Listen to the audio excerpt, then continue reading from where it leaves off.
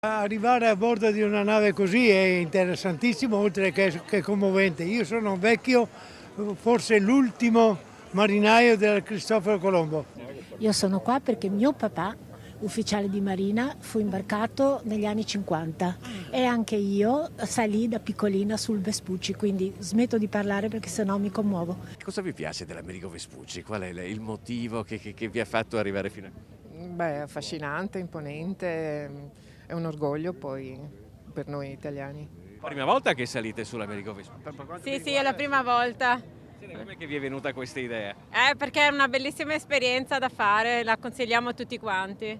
E adesso che siete saliti, che impressione avete? Io rivivo un'emozione perché ho fatto diversi anni a bordo e quindi diciamo che i miei colleghi e amici mi hanno chiesto di organizzare questa cosa e eccoci qua. E la Vespucci credo abbia portato questa grande immagine non solo della Marina Militare Italiana ma anche dell'Italia stessa in giro per il mondo, dando un'immagine anche a noi che siamo marinai ormai tardivi, un'immagine veramente molto forte che rimarrà nel cuore. Rivedere il Vespucci, a parte la fama che ha, per noi è sempre un ritorno a casa, è un grande entusiasmo. Da dove venite?